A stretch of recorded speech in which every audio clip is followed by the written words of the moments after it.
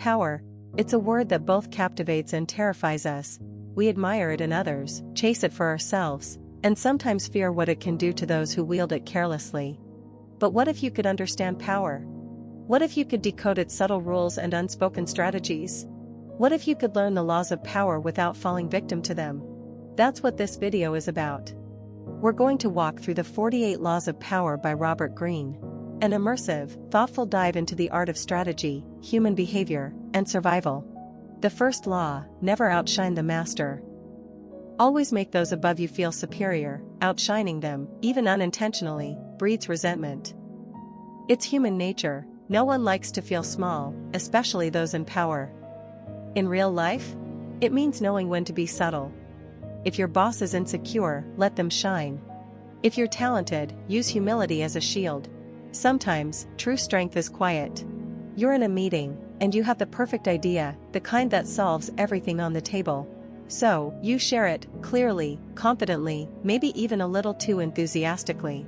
People around you nod, impressed, even the room quiets for a second, but the one person whose opinion matters most, your boss, your manager, your so-called master, just smiles tightly, no praise, just silence. Days pass, and things feel colder. You can't quite put your finger on it, but something changed, and eventually, you're edged out, overlooked, replaced, all because you shone too brightly in a place that wasn't ready for it. This is the heart of law number 1. It may sound unfair, even manipulative, but it's not about hiding your light, it's about being smart with where and how you let it shine. Calm brilliance is better than loud genius. Because power, in any setting, the office, politics, family, and creative industries, is delicate. Those above you often didn't get there just through merit, but also through time, influence, and perception, and they want to feel secure in that place. If your brilliance makes them feel threatened, even subtly, they may never say it aloud, but they'll remember. And power, once challenged, often retaliates. Let's take an example from history. Nicolas Fouquet, the finance minister of France under King Louis XIV, was wealthy, charming, and deeply intelligent. To impress the king and secure his favor, Fouquet threw a grand party at his magnificent chateau.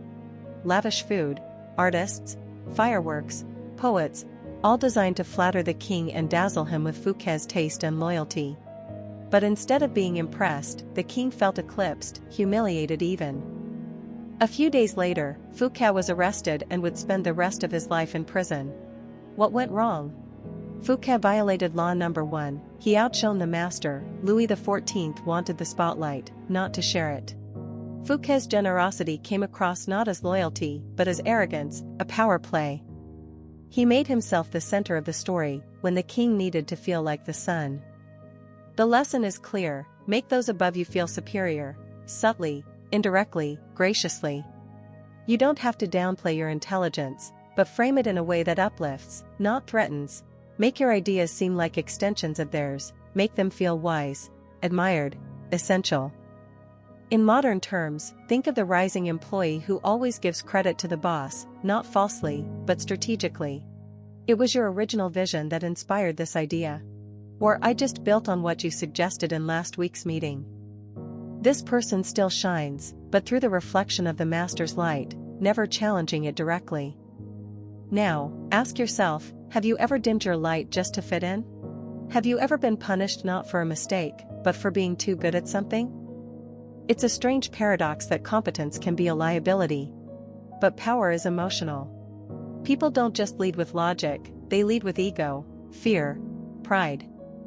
Your job, especially early in your career or when you're in a subordinate position, is to understand the emotions behind power, and to play them like a quiet game of chess, not a showy game of poker.